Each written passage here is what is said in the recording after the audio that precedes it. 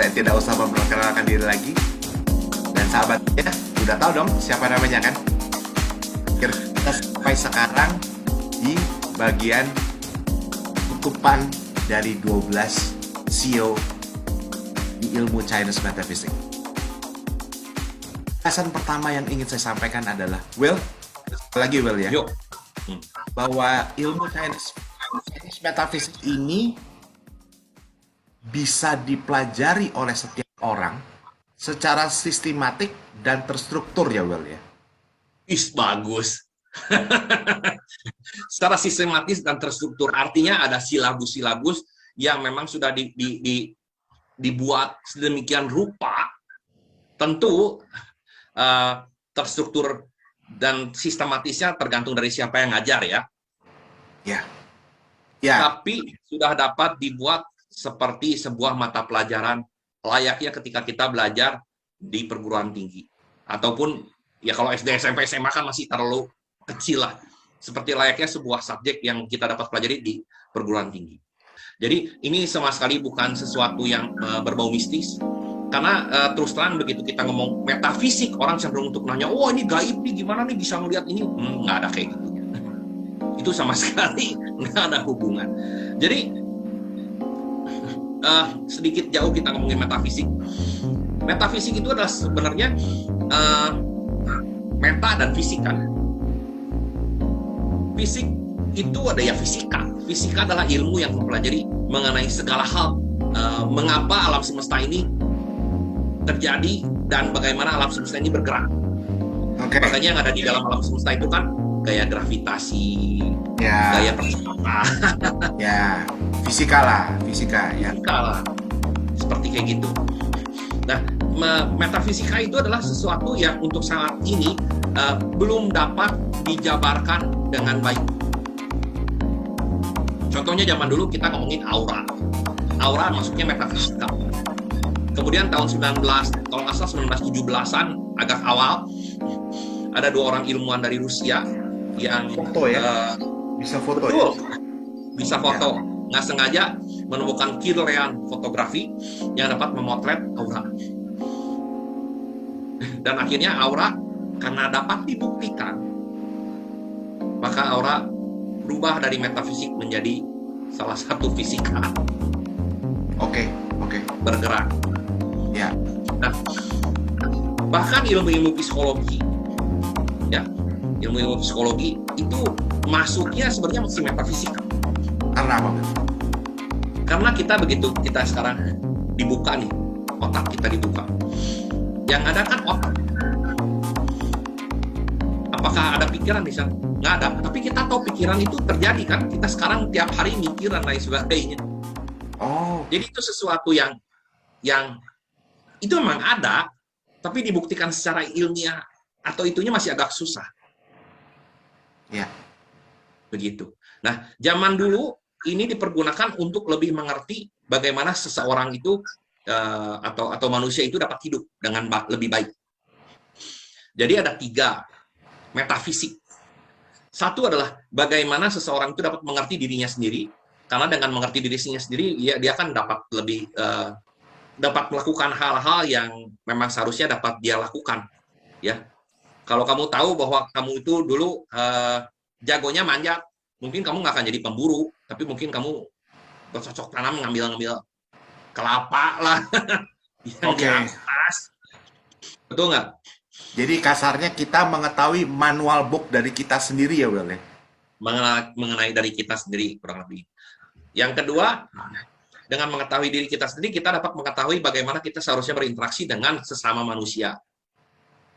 Yang ketiga, bagaimana kita hidup di satu tempat tertentu dan kita dapat memaksimalkan pengaruh yang ada di lingkungan tersebut.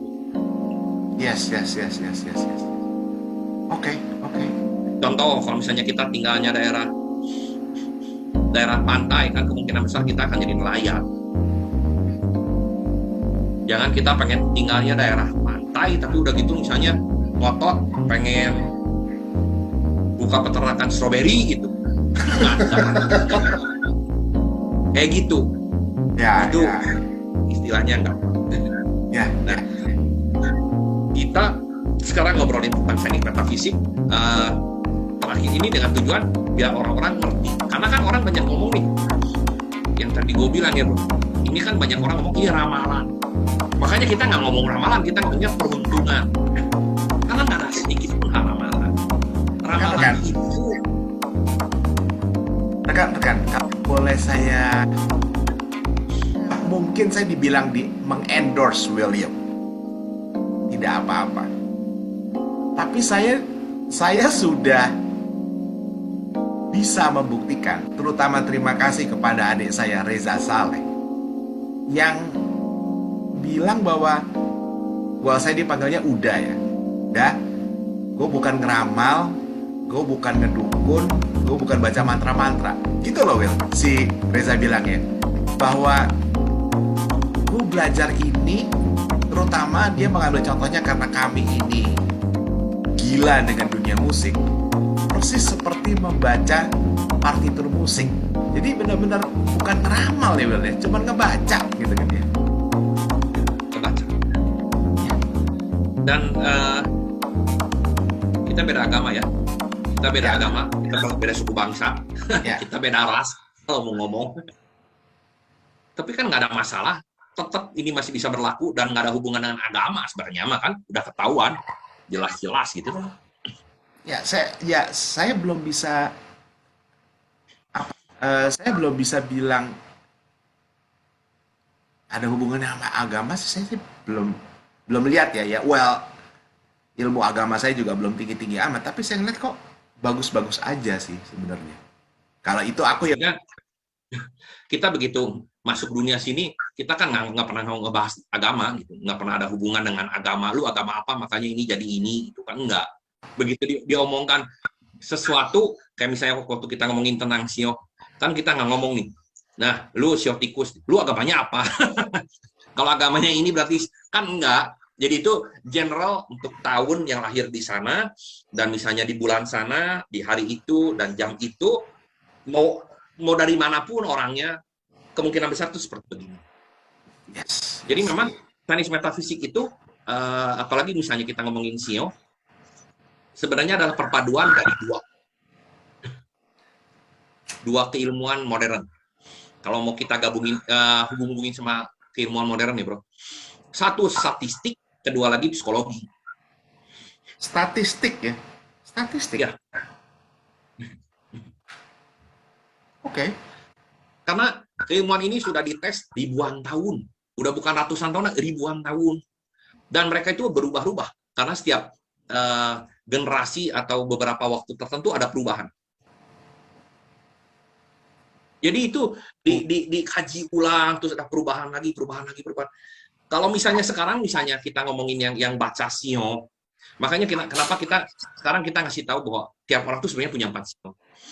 Ada orang yang cuma tetap ngotot ngomongin tentang 1 sio, dan udah gitu kita ngomong sio itu bisa menjabarkan semua nih kehidupan. Misalnya, lu bro, sio apa? Sio bebek misalnya. Terus ngasih tahu bahwa lu tuh mirip kayak bebek gitu ya. Karena kan paling gampang tuh seperti gitu, begitu mendeskripsikan suatu sio. Terus bisa ngomong lagi, oh kalau lu sio bebek, lu berarti percintaan lu seperti gini, bisnis lu seperti gini, lu cocoknya kayak gini. Itu nggak kayak gitu. Itu banyak sekali komponen di dalamnya untuk bisa menjabarkan dan mendeskripsikan seseorang. Istilahnya adalah ketika kita membaca ini, kita seperti ikut tes psikologi, tapi tanpa ikut tesnya. Jadi langsung bisa dapat hasilnya. Kalau kita mau tes apa IQ, apa bakat, kita kan harus ambil tesnya. Dari ini baru keluar hasilnya. Gitu ya. Kalau ini kayak yang lo tadi bilang, gue baru nangkep nih. Ikut tes psikologi, nggak ikut tesnya dalam pengertian ngerjain soal, langsung nongol hasilnya. Kira-kira seperti ini gitu ya. Betul. Nah, kalau ditanya lagi, dengan misalnya ikut tes itu gimana? Tes psikologi tidak akan menjamin 100% keakuratannya dengan hidup Anda. Ingat, itu ada deviasi. Berapa persen? Tidak ada. Ya. makin bagus teknik atau tools atau alat yang digunakan, maka akan semakin Kecil kecil tingkat deviasinya dan bagusnya. Ada lagi yang diciptakan oleh yang ngarang Wonder Woman. Karena yang ngarang Wonder Woman itu seorang psikolog terkenal. Dia menciptakan satu tools yang disebutnya DCIM. Membagi menjadi 4 lagi.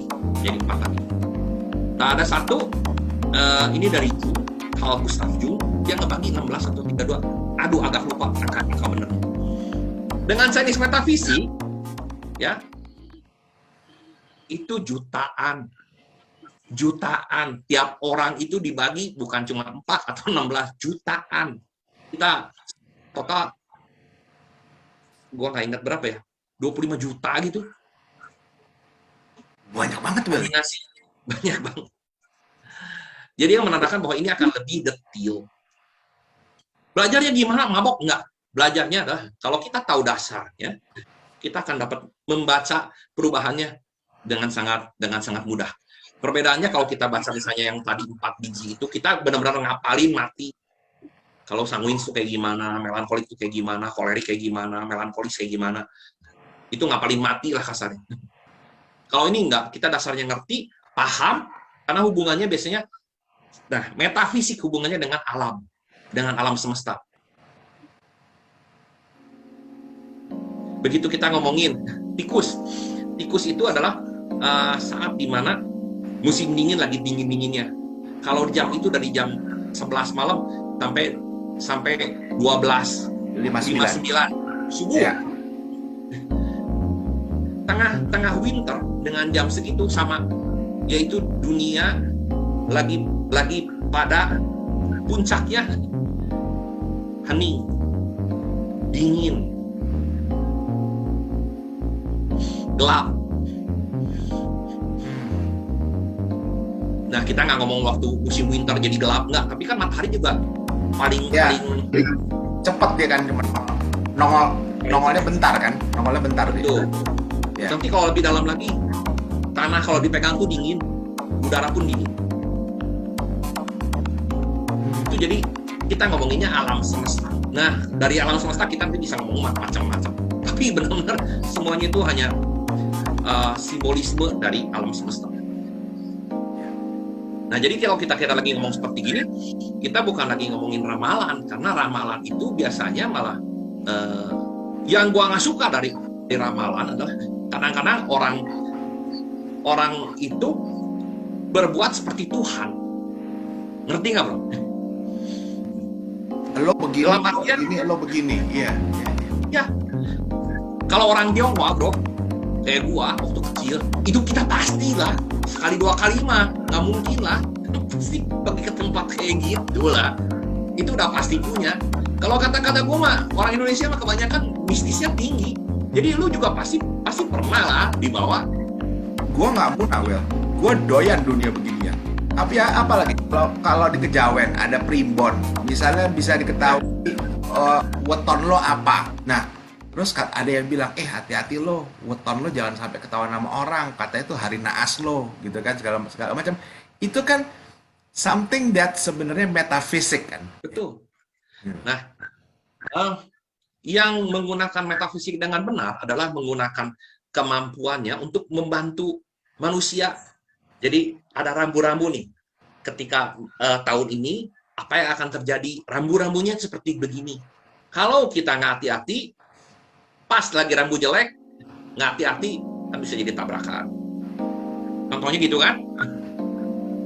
Alam semesta udah memberikan rambu-rambu, misalnya pemerintah udah memberikan lampu stopan. Jangan ngomong lampu stopan yang lagi mati. Lampu stopan adalah ketika kita jalan, itu udah kuning, berhenti.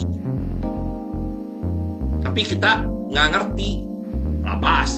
Kan kemungkinan bisa terjadi kecelakaan. Contohnya kan kayak gitu.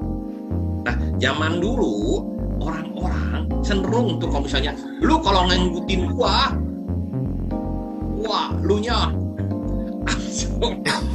langsung jelek. Jadi itu yang gua bilang kayak main Tuhan. Padahal semua nggak ada yang mutlak. Nggak ada yang mutlak. Ketika di dalam kehidupan, mungkin kita kalau ngomongin pakai Chinese metafisik, kita ngomongin sistem Patsu ya.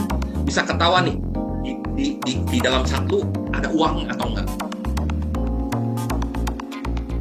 Kalau nggak ada uang, bukan berarti hidupnya lu kere, nggak punya duit, bukan. Artinya, di kehidupan lu, uang bukan sesuatu yang penting.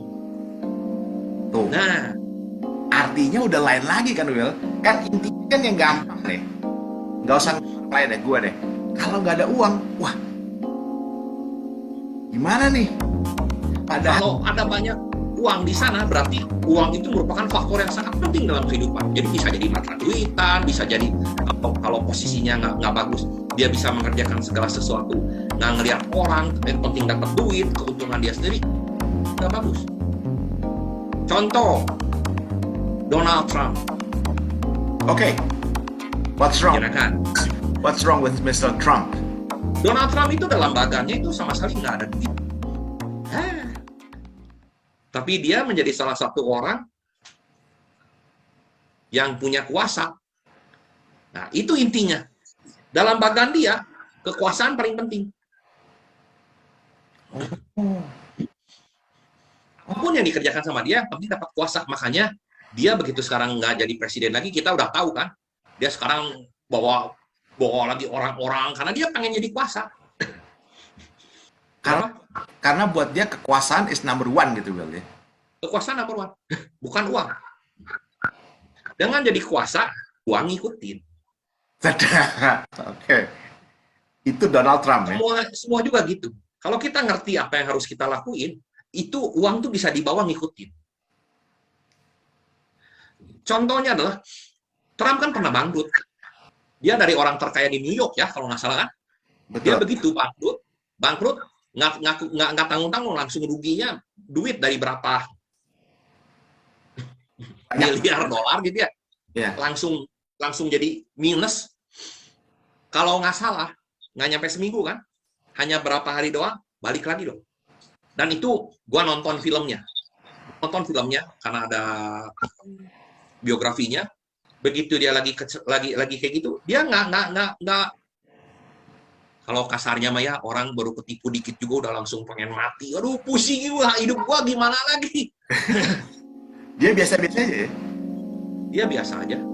Dia datang ke kantor, dia ambil telepon, dia pakai kekuasaan dan pengaruhnya dia ke setiap supplier, dia neken. Lu mau kayak gitu sama gua? Karena dia konstruksi ya, kontraktor kan, dia bisa neken, bayarnya mundur dan lain sebagainya, langsung balik lagi uangnya, luar biasa. Itu salah satu contoh. Kalau kita mengetahui diri kita sendiri, kita bisa seperti gimana. Nah, sekarang Will, buat rekan-rekan, to know yourself, right? What you're good at it, what you're not good at it, boleh menghubungi nomor yang di bawah ini ya, Will ya? Boleh. Ini jadi kita ada dua ya. Kalau Anda pengen tahu apa yang harus Anda lakukan sesuai dengan jalur energi Anda pada tahun ini lagi ada promo. Karena biasa dengan seperti ini, per orang itu biasanya 1,5 juta. Ini masih dalam promo karena ketika video ini masih keluar, oke lah kita masih ngasih promo, gak ada masalah, menjadi 350.000 per orang. Wow. Tapi ketika Anda ingin mengetahui diri Anda siapa, apa yang sebenarnya bagus itu pakai harga normal, tetap kontak nomor ini aja kalau Anda pengen tahu. Kenapa? Karena ini sangat penting bagi Anda. Jangan mikirin biaya, tapi pikirkan value yang akan Anda dapatkan. Anda akan dapat mengerti apa yang harus Anda lakukan dan akan sangat bermanfaat bagi kehidupan Anda. Amin. Amin. Ya. Gitu. Jadi jangan bilang misalnya, habis ikut kayak gini akan kaya atau enggak. Jawab dulu. Karena PR Anda akan jadi banyak sekali PR-nya. Tapi akan menjadi Anda akan melangkah menjadi jati diri Anda yang sebenarnya. Karena nggak semua orang itu ternyata butuh uang. Dalam artian gini bro, kita semua hidup di dunia butuh uang. Tapi nggak semua orang memprioritaskan uang sebagai yang utama. Kayak seniman, lebih memprioritaskan akan karya-karyanya. Nah, karena biasanya yang seniman itu jagonya membuat karya, mereka akan biasa kesulitan dengan uang, karena mereka nggak ngerti caranya membuat seni karya ini jadi duit, convert jadi cash. Ya. Nah, dengan Anda tahu apa yang kurang, Anda mungkin dapat kerja sama, misalnya dengan istri, atau misalnya Anda misalnya kerjasama dengan teman, ataupun misalnya Anda mempunyai pegawai yang memang hebat di bidang marketing. Jadi tetap Anda itu nanti tugasnya hanya membuat karya, mereka bagian yang menjual. Sehingga Anda nggak usah pusing sama duit, tapi duit tetap datang. Biar si seniman ini fokus berkarya, nanti ada bidang lain yang istilahnya sekarang apa? Monetizationnya biar si divisi itu gitu ya. Gua kalau ngomongin yang tentang lu gampang, lu kan musisi. Musisi kan kadang-kadang orang gila karena senang main band, senang main apa segalanya, lupa kan, makan aja lupa, bener nggak? Gimana nyari duit? Yeah. Tapi lu pengen nyanyi, pengen gini semua. Sampai orang kadang-kadang suka ngomong kalau zaman dulu ya, jangan jadi anak band, jangan masuk musik, nggak ada duit. Yeah. Kalau kamu udah tahu nih kayak gini, kenapa banyak penyanyi yang terkenal? Karena mereka bisa dapat manajer. Nah, manajer ini yang membantu menguangkan, yang bantu bikin schedule, konser. Jadi lu kerjanya ngapain? Nggak pusing, nyanyi aja, bikin karya, betul kan? Betul bro, betul banget. Begitu ketemu manajer, naik, siapapun itu, yang kerja sendiri mah nggak akan ada yang jadi. Ya, itulah karena kita udah tahu manual book kita bagusnya di mana, kurangnya di mana, kita sebaiknya bekerja sama dengan siapa. Itu adalah sebenarnya yang kayak lo tadi bilang ya, rambu-rambu ya Will ya. Rambu-rambu. Nah, dengan adanya CEO tiap tahun itu menuju tujuan yang kita capai, tiap tahun itu kita itu punya arus sendiri. Kita harus ngapain. Kalau kita tahu harusnya ngapain, kita walaupun tahun itu susah, nanti orang pasti ngomong, kok katanya jadi lebih mudah, kok susah? Susah, karena hidup itu nggak gampang. Kita jangan ngomong bahwa dengan belajar gini jadi hidup itu mudah, itu bohong. Ya. Tapi jadi ada tujuan. Ketika kita punya tujuan dan mengerjakan sesuatu, walaupun susah tapi bisa ada hasil, dan hasilnya bisa sesuai dengan yang memang dia inginkan, itu yang tujuan utama itu. Yes. Ya, karena sekarang gitu kita ngelihat yang crazy rich yang masih muda, karena sekarang ditangkap-tangkepin, karena mulailah bermunculan. Memang kayak Profesor Renal Kasali, memang udah pakar ya. Saya nggak bisa bilang. Beliau itu memang udah pakar. Jadi apapun yang beliau omongkan itu pasti udah punya dasar. Tapi di luar itu banyak sekali orang-orang yang nggak tahu. Kalau menurut gua sih kayaknya sok jadi pinter. Yang tahu-tahu ikut ngomong. Ya karena kalau orang itu kerja nggak mungkin bisa kerja sebentar bisa dapat hasilnya sebegitu lu cepat dan lain-lain. Tapi gua rasa waktu Crazy Rich ini lagi bermunculan, mereka ikutan iri juga, mereka ikutan mikir ini gimana caranya. Kalau yang tadi kita sebutin ya, Profesor Renal Kasali, kita ngomong nama lah, kita nggak ngomongin jelek kok. Profesor Renal Kasali lah, Deddy Corbuzier, itu udah mempertanyakan loh, udah kritis, kok bisa, kok ini, ya. Dan memang nggak bisa, memang kalau Anda mau sukses, Anda memang harus di bidangnya udah agak lama. Kenapa harus lama? Karena Anda akan menjadi seseorang yang handal di bidangnya. Ya. Di TikTok ada satu orang yang suka ngegambar muka orang. Jadi misalnya ketemu nih, ini orang bule, dia ketemu lu di kereta api, lu lagi tidur, digambar sedemikian cepatnya. Gambar pakai tangan hitam putih, bener-bener realisme banget. Muka lu bener-bener kegambar. Gua senang banget nonton itu. Yang orang nggak nyangka, dia buat satu konten. Dia bilang, ini gua waktu gambar dari berapa tahun yang lalu, gambar dia jeleknya setengah mati. Terus dia bilang tahun berikutnya jadi begini-begini, sampai akhirnya sekarang gambarnya realisme banget.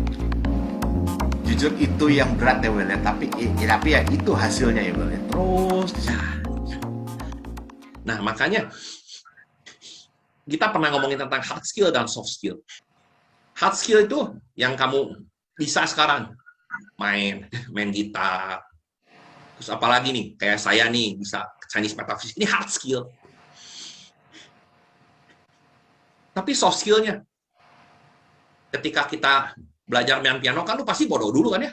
Nggak langsung pintar kayak sekarang kan? Enggak. Begitu gagal, lu gimana? Menyerah nggak? Enggak.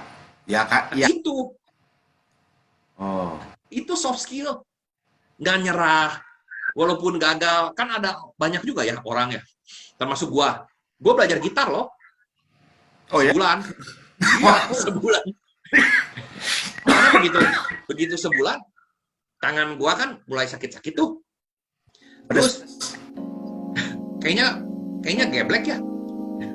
Kok buat cereng sama gurunya cereng, suara keluarnya kan nggak pernah sama. Gua nggak ada passion ke sana. Tahu-tahu gua ngerasa, gua nggak mau. Nggak ada sabar untuk latihan terus. Walaupun bodoh gua ikutin terus, gua nggak ada. Ya. Tapi waktu gua belajar ini, waduh, gua bodoh dulu, ngebaca orang tuh salah, ngitung orang tuh salah. Sampai kayak gini, itu kan butuh proses.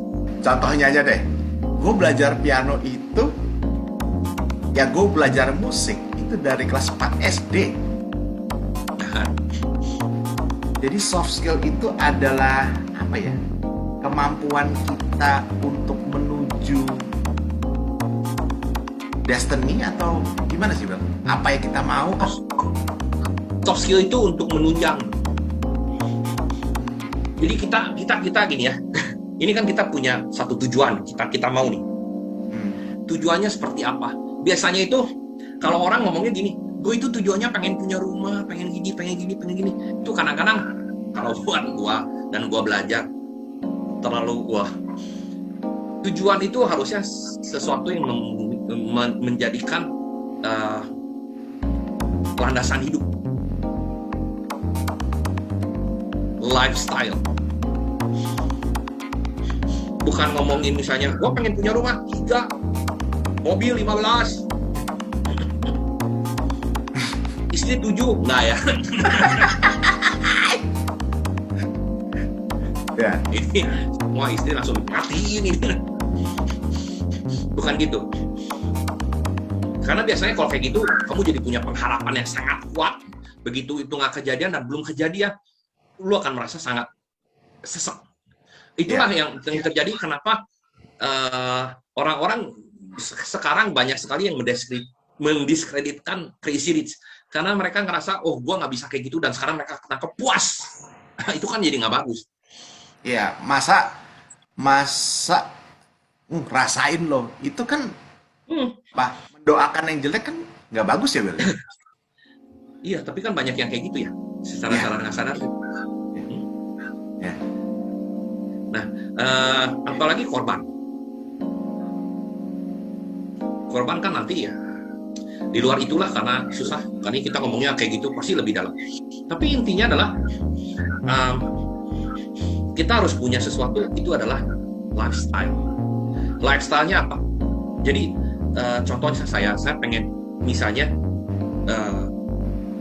ketika saya menua nanti, saya ingin masih tetap bisa berkarya dan bekerja, dan kerjaan saya itu nggak berat karena nggak ada hubungan dengan barang dan stok barang.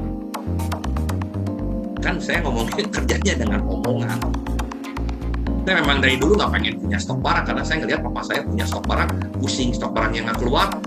Untung nggak ada kadaluarsa. Kalau ada kadaluarsa kan itu lebih pusing kan. Surface aja ya, nggak usah nggak usah punya stok barang. Kan gue Ya, kira bener, kalau makanan expirednya bulan April aja deh. Sekarang kan udah bulan Maret nih. Iya tuh udah gara-gara kepala tuh kan udah. garau-garau kepala lah, lu bingung lah. Terus Iya. nanti, em, terus gue pengen hidup gue itu, gue bisa pergi kemana-mana, gue bisa ketemu banyak orang karena buat gue, salah satu buat gue yang penting adalah hubungan, bukan duit, hubungan. Karena gue senang ngobrol, senang apa, kayak bisa pergi kemana-mana. Nah, lifestyle gue kesana. Untuk mengejar lifestyle gue, apa yang harus gue lakuin sekarang? Sama Will. Gue melihat siapa tuh ya? Mungkin lo kenal Will. Apa? Joey Yap. Pernah tahu Joey Yap? Yang usah ngomong itu salah satu guru gue lah. Wih, nggak salah. Soalnya keomongan lo sama Will sama. Lo bilang bahwa dia kalau nggak salah dia bilang money is not important, but experience is more important. Dia bilang gitu. Itu lo banget Will ya. Gue nggak ngomong, gue nggak ngopi karena gue juga salah satu. Gue termasuk lingkaran dalamnya ya. Jadi kalau misalnya Joyap punya murid itu satu kelas bisa berapa ribu orang, yang pasti kalau dia ketemu murid kan nggak ngerti, nggak kenal nama, tapi dia tahu nama gue. Jadi, dan kalau misalnya gue pergi ke sana itu gue sama adiknya sama yang itunya ya kita ngumpul bareng dan itu, dan nggak banyak yang bareng gitu. Jadi ya, gue bisa bilang dia salah satu guru gue yang gue hormatin. Ya ada beberapa pemikiran dia yang pastinya mempengaruhi pemikiran gue. Asik. Tapi di luar itu juga karena gue kan nggak belajar tentang sains metafisik aja, lu tahu kan? Gue belajar juga. Untuk yang belum tahu, gue itu bukan cuman metafisik. Jadi kerjaan gue itu sebenarnya adalah tiga seg. Counselor, consultant, sama coach. Counselor itu adalah ketika ada sesuatu masalah dalam hidupmu sekarang, kenapa masalah itu bisa terjadi? Dan kita biasanya melihatnya dari sudut pandang ada sesuatu yang terjadi di masa lampau. Salah satu tool yang dilakukan adalah misalnya melakukan dengan sains metafisik. Jadi kita bisa tahu ada apa di masa lampau Anda yang menyebabkan Anda berlaku seperti ini. Contoh adalah ketika Anda mempunyai masalah dengan berbicara di depan umum. Anda punya trauma-trauma sendiri. Nah, itu biasanya diselesaikan dengan counseling itu. Counseling itu kita udah pemetaan, mengetahui masalahnya gimana, dan itu juga ada namanya consultation. Yang namanya consultation itu adalah kita membereskan masalahnya itu. Karena saya selain memangnya expert dan proficient, kenapa saya bisa ngomong expert dan proficient? Karena saya belajar di sekolah yang benar dan juga punya sertifikat dan diuji, bukan cuma dapat sertifikat attendance. Selain di sains metafisik, tapi juga di beberapa keilmuan dalam bidang neurologi dan bagian pikiran dan juga emotion. Bahkan saya ada satu keilmuan yang dari Australia, saya juga masih masuk di dalam lingkungan sana. Seperti itu. Jadi consultation adalah membereskan dan kita mengetahui masalah apa yang Anda hadapi di saat sekarang. Nah, adalah bagaimana cara Anda ketika Anda mempunyai mimpi di depan. Kalau Anda punya mimpi, kalau Anda tidak punya mimpi, berarti kita harus start dari apa sebenarnya mimpi Anda, apa tujuan hidup Anda, dan bagaimana caranya agar kita dari kehidupan sekarang bisa benar-benar nyampe sampai tujuan sana. Jadi itu sebenarnya kerjaan saya, counselor, consultant, and coach. Nggak salah deh. Udah. Begitu. WhatsApp aja nomor di bawah ini. Tanya dulu maunya gimana. Paling nggak udah ada tergerak lah. Gimana ya, William? Orangnya lucu kok. Lucu, baik, jenaka. Iya, tapi yang pasti memang, apalagi karena zaman sekarang itu kan kita lebih banyak masalah dari mental health ya. Ya, Emotional issue. Jadi sebenarnya yang membuat Anda kenapa kita buat 12 sio seperti itu. Karena Walaupun ketika Anda mengetahui SEO Anda bagus, biasanya terus terangnya Anda nggak bisa secara maksimum mengambil dan memakai energi itu kan. Betul. Itu gue. Wah, SEO lo bagus nih. Ah, oke, santai-santai aja deh. Padahal kita lupa. Waktu kan pendek kan, bro. Nah, waktu pendek. Dan salah satunya lagi adalah kenapa nggak bisa? Karena ada sesuatu yang menghalang, yaitu ya di mental dan juga emosional.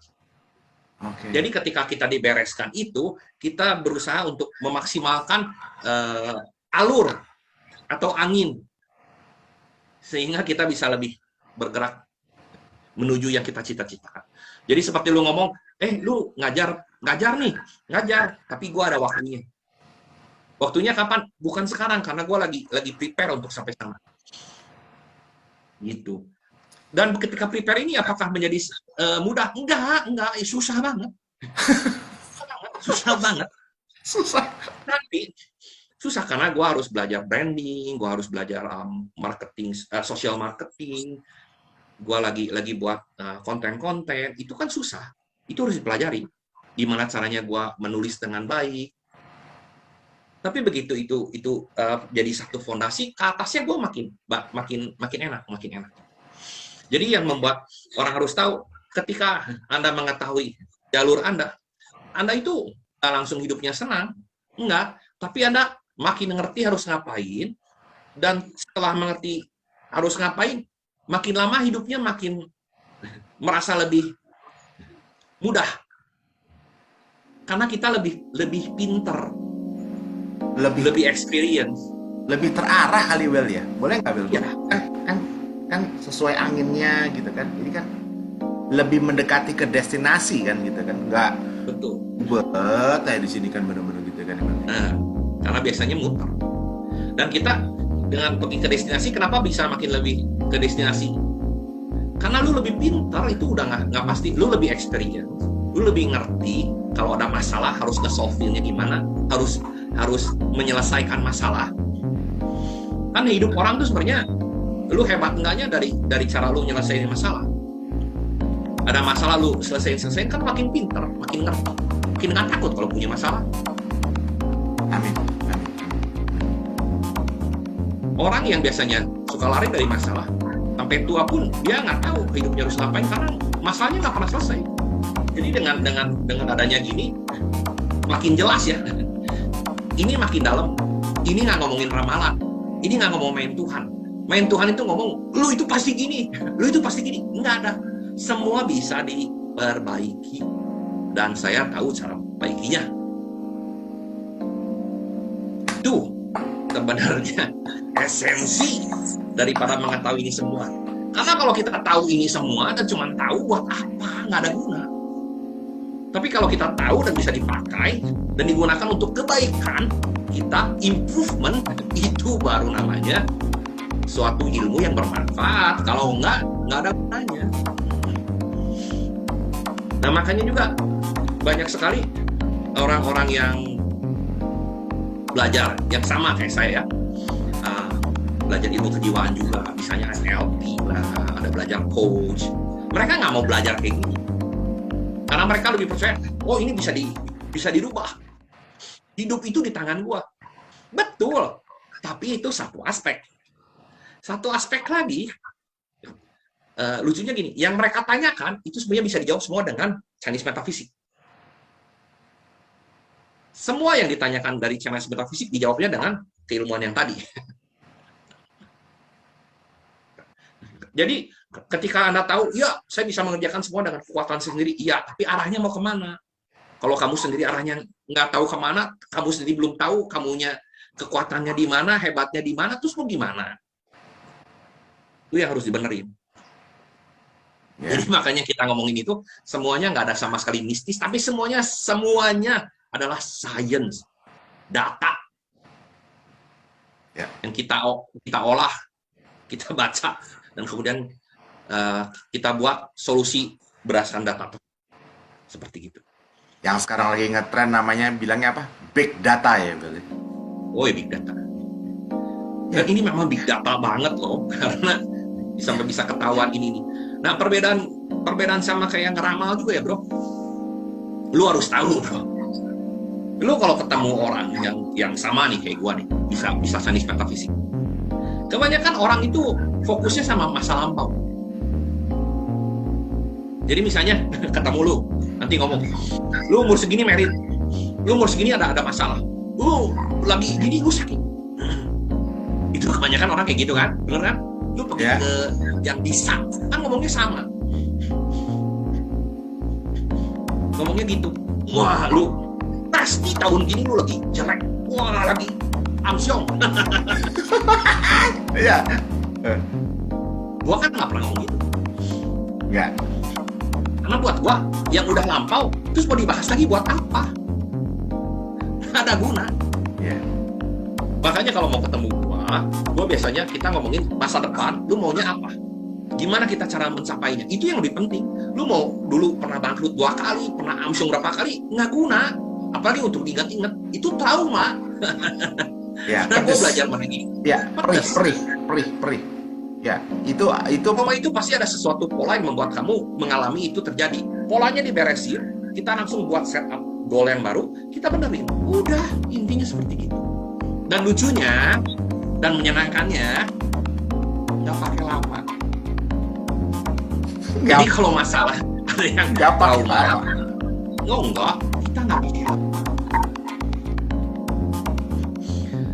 Kita nggak pakai lama. Nah, jadi kita define masalahnya apa, Oke. kita tentukan maunya apa, kita bereskan.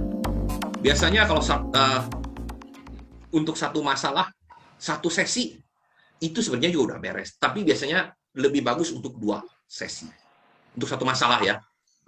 Karena kita nggak bisa untuk satu sesi menyelesaikan banyak masalah. Satu sesi itu dua sesi. Satu masalah itu sekitar 2 sesi. Karena sesi kedua biasanya untuk membereskan masalah-masalah yang mungkin masih nyambung tapi nggak Minor ya. Minor. Masalah minor. Nah itu ya itu seperti gitu. Jadi jangan orang tuh ngebaca misalnya Sio. Ya kita udah bahas terus kan. Apalagi banyak sekali yang nonton karena orang seneng pengen tahu nih. Gua Sio monyet. Terus ada orang ngomong, gua ngasih tahu nih ramalan Sio monyet. Udahlah. Ngomongnya udah nggak tahu, nggak jelas basicnya ada kayak gimana, basisnya kayak gimana. Apakah saya ngomong ada basic? Ada, karena dari misalnya yang saya bacain itu ada namanya keilmuannya Patse, itu ada bintang-bintangnya. Untuk semua orang yang belajar Patse dengan benar, menurut kitab kuno akan mempunyai basic fondasi keilmuan yang sama dan akan ngomongnya kurang lebih sama.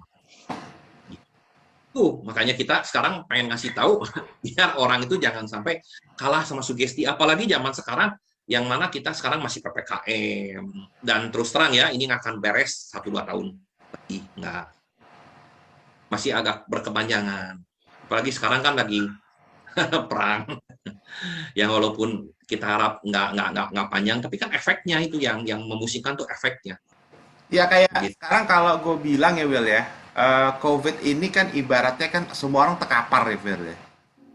Ibaratnya itu orang ditonjok sama Mike Tyson deh. Jadi Pak amsyong dia. Ditonjoknya sih udah gitu kan Will. Gitu kan. Tapi kan bukan selesai ditonjok ya oke lagi kan.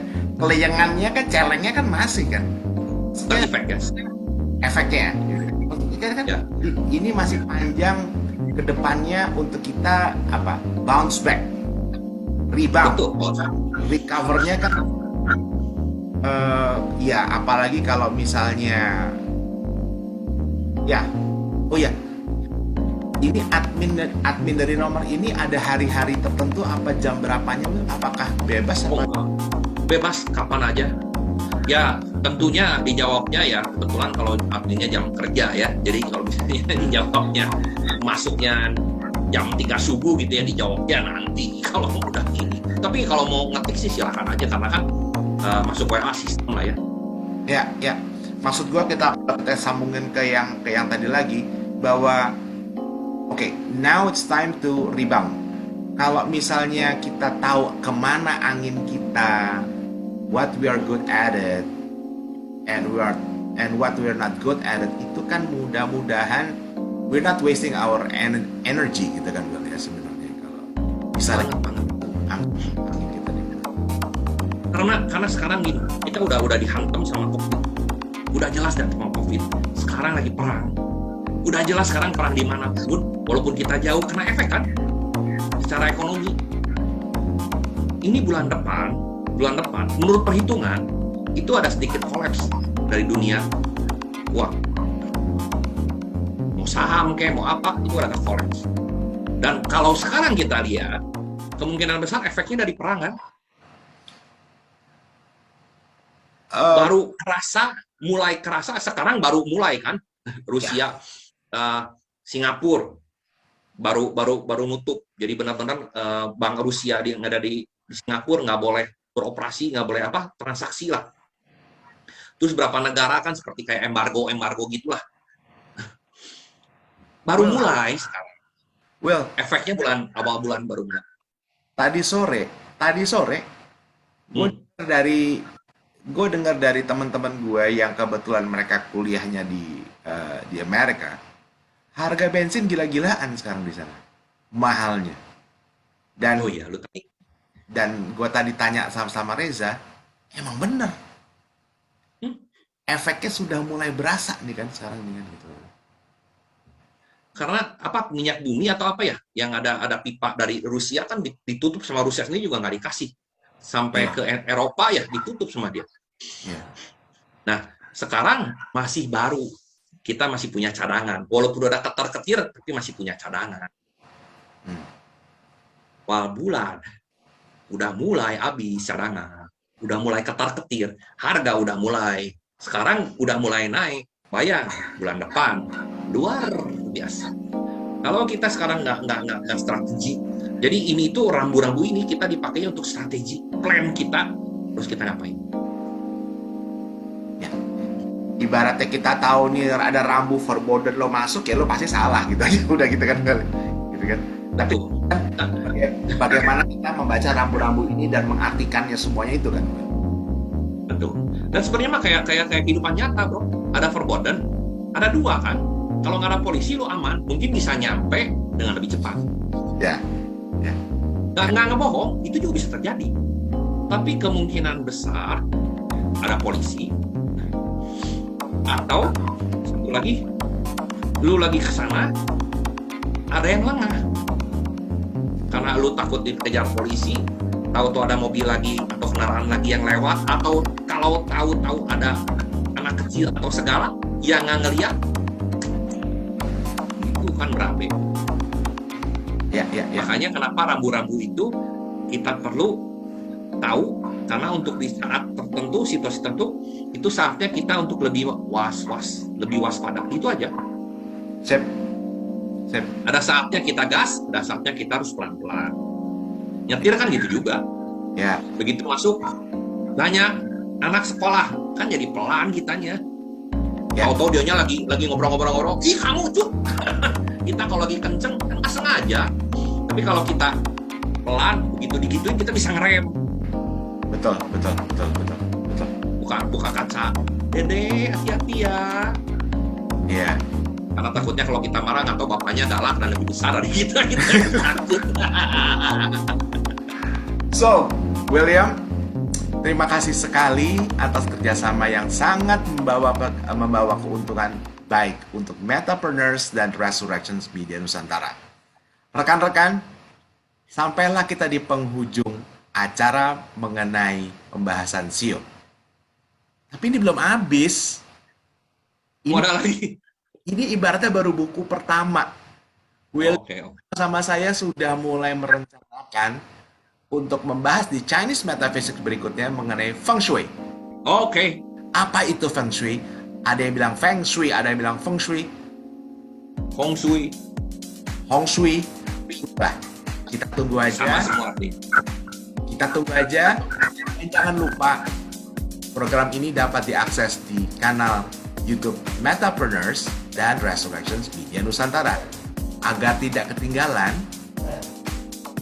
tekan subscribe dan bell agar tahu kapan dia nongolnya. Oke, sampai sini dulu. Terima kasih atas waktu yang telah diluangkan. William, thank you very much. Bye-bye. Sama bro. Bye-bye.